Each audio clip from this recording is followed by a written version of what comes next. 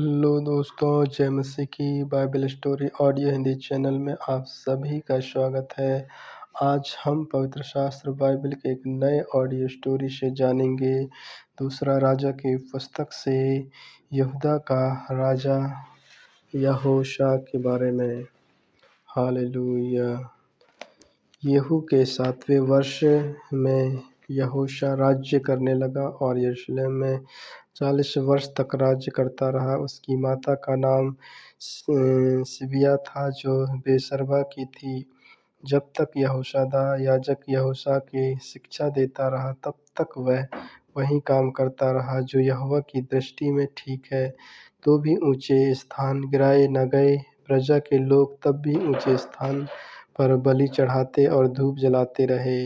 योआज ने याजकों से कहा, पवित्र की हुई वस्तुओं का जितना रुपया यहोवा के भवन में पहुँचाया जाए, अर्थात गिने हुए लोगों का रुपया, और जितना रुपया देने के जो कोई योग्य ठहराया जाए, और जितना रुपया जिसकी इच्छा यहोवा के भवन में ले आने की हो, इन सब को याजक लोग अपनी जान पहचान के लोगों से लिए करें, और भवन में जो कुछ टूटा फूटा हो उसको सुधार दें। तो भी याजकों के भवन में जो टूटा फूटा था, उसे योआज राजा के 23वें वर्ष तक नहीं सुधारा था। इसलिए राजा योआश ने यहोयादा याजक और अन्य याजकों और बुलवा कर पूछा, भवन में जो कुछ टूटा फूटा है उसे तुम क्यों नहीं सुधारते? अब हे अपनी जान पहचान के लोगों से और रुपया न लेना, और जो तुम्हें मिले उसे भवन के सुधारने के लिए देना।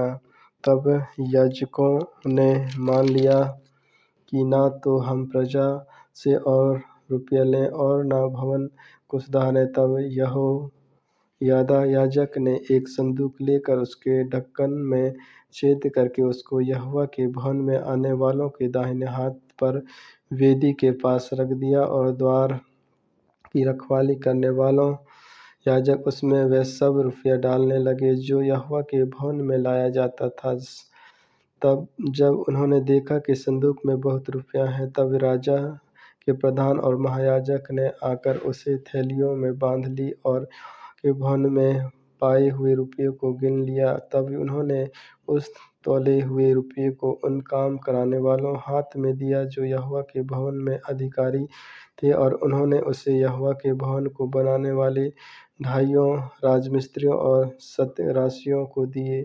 और लकड़ी और गाढ़े हुए पत्थर मोल लेने में, वरन जो कुछ भवन में टूटे फूटे की समस्त मरम्मत में खर्चा होता था, उनमें लगाया गया। परंतु जो रुपया यहोवा के भवन में आता था, उसे चांदी के तसले, चिमटे, कटोरे, तुरियां आदि सोना या चांदी के किसी प्रकार का पात्र न बने, परंतु वह काम करने वालों को दिया गया, और उन्हें उसे लेकर यहोवा के भवन की मरम्मत की। और जिनके हाथ में काम करने वालों को देने के लिए रुपया दिया जाता था, उनसे कुछ हिसाब न लिया जाता था, क्योंकि वे सच्चाई से काम करते थे।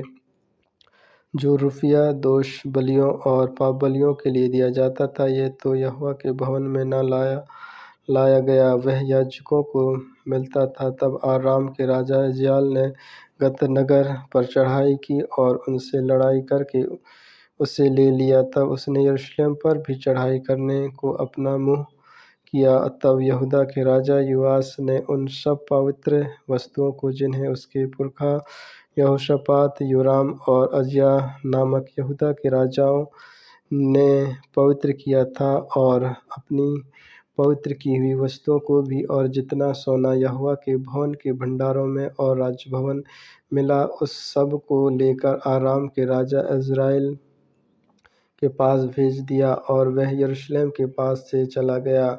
यहोशा के और सब काम जो उसने किए, वह क्या यहूदा के राजाओं के इतिहास की पुस्तक में नहीं लिखे हैं?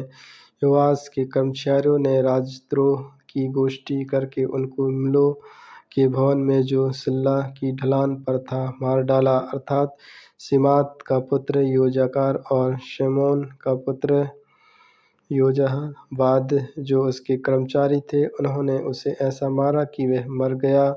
तब उन्होंने उसे उसके पुरखों के बीच दाऊदपुर में मिट्टी दी और उसका पुत्र अमिय्याह उसके स्थान पर राज्य करने लगा। आमीन। आमीन। परमेश्वर इन वचनों को सुनने के द्वारा आप सबों को आशीष